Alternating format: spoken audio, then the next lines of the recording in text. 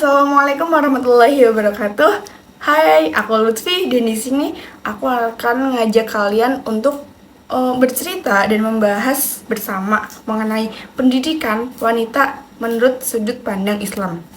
Oke, dan tempat yang akan aku bahas di sini yaitu negara di Timur Tengah sana, yaitu Mesir. Seperti yang kita tahu, Islam itu kan sangat mengedepankan tentang pendidikan. Seperti ayat pertama yang Allah turunkan, yaitu dalam surat Al-Alaq, Iqra, yang berarti bacalah. Berarti udah jelas banget ya kalau Islam itu benar-benar mengedepankan tentang pendidikan. Nah, kenapa sih kita akan membahas tentang wanita dan pendidikan menurut sudut pandang Islam? Ya karena wanita itu siapa sih? Wanita itu kita, ya. Dan Islam adalah kita. Jadi perlu banget untuk kita itu membahas tentang masalah tersebut. Nah, di Mesir sendiri ini tuh terdapat organisasi MENA. Nah, MENA itu apa sih? MENA itu masyarakat mayoritas Muslim di kawasan Asia Timur, Tengah, dan Afrika Utara. Mereka ini memiliki tantangan, yaitu kurangnya tingkat buta huruf. Justru di sana mereka itu memiliki tingkat buta huruf tertinggi. Nah, untuk mayoritas alasannya yaitu karena gender dan kemiskinan. Lah, gender dan kemiskinan, kenapa sih antara gender dan kemiskinan itu?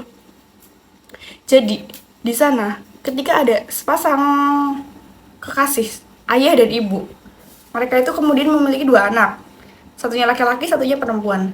Dan mereka itu memiliki kekurangan ekonomi, yaitu mereka itu bisa dibilang miskin. Maka orang tua tersebut itu akan lebih memilih menyekolahkan si anak laki-lakinya daripada si anak perempuannya. Kenapa?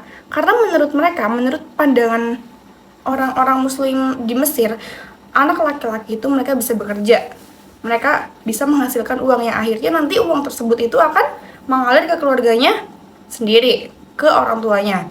Nah, kemudian si wanita, mereka itu dipandang mereka cuma bisa ngepel, nyapu, intinya mengurus pekerjaan di rumah, dan mereka itu nggak bisa nyari uang.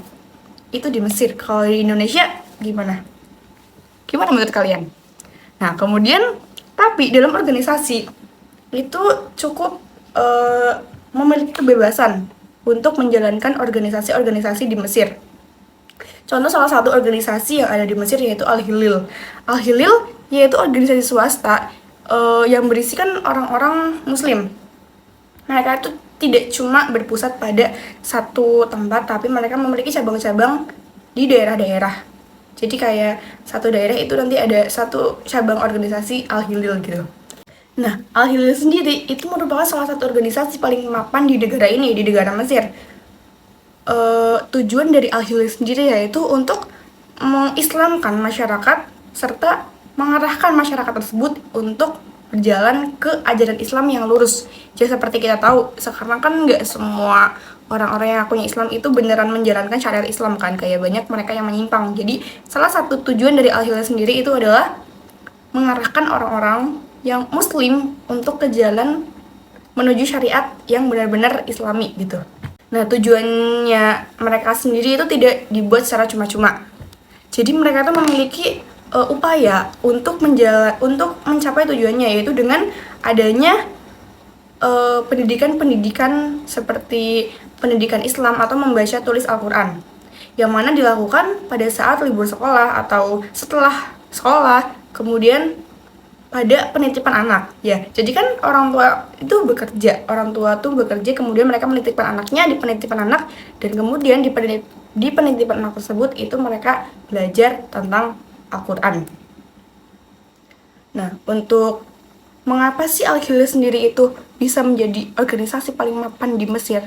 Itu karena mereka memiliki pekerjaan. Jadi anggotanya itu mereka memiliki pekerjaan yang mana nantinya itu akan menghasilkan keuntungan untuk organisasinya. Jadi mereka itu memiliki kursus tertentu seperti masak, terus menenun, melukis, dan lain-lain. Yang akhirnya kan anggotanya itu memiliki pekerjaan. Kemudian dari situlah keuntungannya itu dialirkan pada organisasi Al-Hilal. Nah, selain program kejuruan atau kursus tadi, Al-Hilal itu menyediakan dukungan ekstrakurikuler untuk anak-anak sekolah seperti yang telah disebutkan sebelumnya, yaitu adanya kelas-kelas yang ditargetkan khusus untuk melengkapi kurikulum di sekolah ya. Jadi nggak kok cuman kursus tentang pekerjaan, tapi tentang pendidikan juga mereka itu menyediakan, terutama untuk anak-anak yang sedang bersekolah. Hal penting yang harus kita tahu selanjutnya yaitu sebagian besar populasi keanggotaan Al-Hilal itu didominasi oleh para kaum menengah. Jadi mereka itu memiliki pekerjaan, tapi mereka tidak termasuk orang kaya atau tidak juga termasuk orang-orang yang memiliki pendapatan kurang atau orang miskin. Jadi untuk kaum menengah seperti ya mereka memiliki gaji, tapi ya untuk tidak cukup untuk dihambur-hamburkan. Nah, sebagian besar populasi Al-Hilal sendiri itu mereka terdiri dari kaum-kaum seperti itu. Nah, pada kegiatan kursus serta ekstrakurikuler yang tadi kita bahas, itu di situ juga sama seperti sekolah-sekolah formal pada umumnya, yaitu adanya pengecekan kehadiran siswa atau absensi.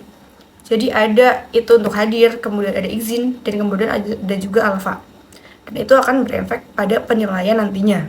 Salah satu cerita dari alumni Al-Hilal sendiri yaitu seorang wanita yang dulu ia itu mengikuti kursus Al-Hilal, yaitu kursus tentang tenun.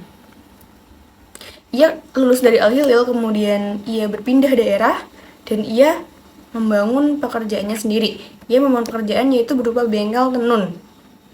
Ya, di situ ia membangun usahanya sendiri dan membuka lowongan pekerjaan.